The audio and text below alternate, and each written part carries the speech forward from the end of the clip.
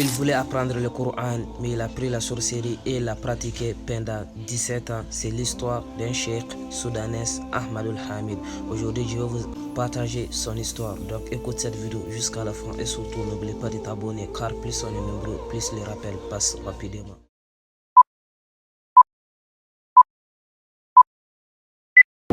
C'est l'histoire du sorcier repenti du Soudan, Ahmed Hamed. Et il raconte toute son histoire dans un épisode de Liwan qui dure à peu près 2 heures. Et tout commence à l'âge de 7 ans, lorsqu'il a quitté son village pour apprendre le Coran.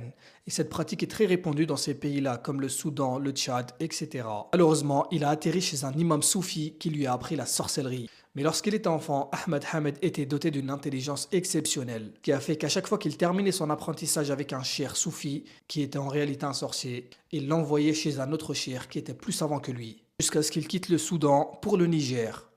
Et ça, c'était l'étape finale de son apprentissage. Il lui a appris un soi-disant Coran secret, comme le fait de lire des versets coraniques à l'envers, d'intervertir les places des lettres, etc.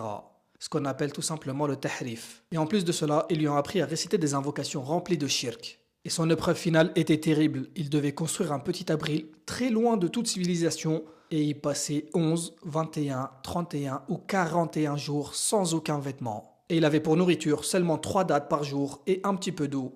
Il avait tellement confiance dans ses capacités qu'il a choisi les 41 jours, l'épreuve la plus difficile. Alors son cher Soufi l'a amené dans cet endroit-là et l'a rassuré et lui a dit de ne pas avoir peur. Et à la fin de cette épreuve, un ange allait lui apparaître pour travailler pour lui et exaucer tous ses souhaits. Mais il devait surtout pas avoir peur de tout ce qu'il allait voir, parce qu'il allait voir des choses très inhabituelles. Et avant de commencer son épreuve, lorsqu'il est arrivé sur place, il devait faire 2 unités de prière. La première avec Suratul Kafirun et la deuxième avec Al-Ikhlas et rajouter des invocations qu'il n'a pas voulu évoquer. Et lors de son isolement, il raconte qu'il a vu des phénomènes effrayants. La première nuit, il a vu un mille-pattes géant apparaître et se mettre à attaquer des gens autour de lui. Et la deuxième nuit, la même chose, mais cette fois c'était un énorme scorpion qui piquait des gens avec son dard et les gens se mettaient à gonfler et puis exploser. La dernière nuit, il aurait vu un troupeau de chevaux venir vers lui en courant, comme s'ils allaient l'écraser. Mais à chaque fois, il repensait à ce que son cheikh lui a dit. Il devait surtout pas avoir peur, sinon il allait perdre la raison. Et une fois qu'il a passé toutes ces épreuves, la dernière nuit, un djinn lui est apparu. Il le décrit comme une ombre dans une ombre. Il lui a alors enseigné la sorcellerie et lui a assigné 286 djinns pour travailler pour lui. Et c'est là que la fitna a commencé. Il faisait croire aux gens qu'il était choisi par Allah afin de répondre à tous leurs besoins, leur accorder des barakas. Il fallait absolument passer par lui. Mais il ne faisait que tromper les gens et propager le shirk. Et après 17 ans de sorcellerie, Allah Azza wa Jal a permis à un homme pieux de passer par là. Et cet homme était commerçant. Alors les villageois lui ont dit d'aller voir le cheikh Ahmed Hamed afin qu'il lui accorde la baraka dans son commerce. Cet homme a alors accepté d'aller voir le cheikh Ahmed Hamed, mais pas pour les mêmes raisons. Car les autres personnes, lorsqu'elles y allaient pour demander quelque chose, la condition était lorsqu'elles s'approchaient de ce sorcier, il devait se mettre à 4 pattes et ramper jusqu'à arriver à lui.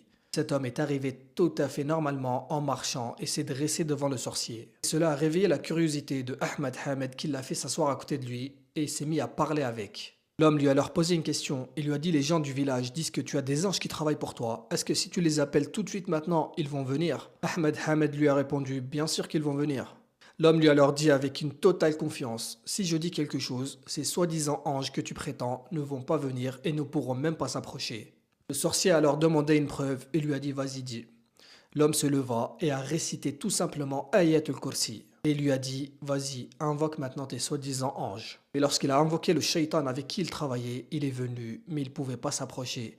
Il dit qu'il le voyait super loin et qu'il lui faisait des signes en disant: éloignez cet homme de toi. L'homme lui a dit: si je récite encore plus fort Ayatul Kursi, il va encore s'éloigner jusqu'à ce que tu ne le vois même plus. Il a alors prouvé que c'était un menteur et un sorcier depuis 17 ans. Et Ahmed Hamed a réalisé tout cela et a compris qu'il était sur le faux. Et il a décidé de faire un virage à 180 degrés et il a demandé comment se repentir. L'homme lui donna alors un livre qui était en sa possession qui s'appelle Hisn al-Muslim. C'est un livre qui regroupe les invocations du matin et du soir pour être protégé de la sorcellerie et du mauvais œil. Par la permission d'Allah Azza wa Jal et grâce à ces invocations qu'il a appris par cœur, les djinns n'ont rien pu faire contre lui pour se venger. Il a alors quitté la sorcellerie et avant de faire cela, il a annulé toutes les sorcelleries dont il se souvenait. Et maintenant il raconte son histoire afin de prévenir tous les autres qui risquent de commettre la même chose.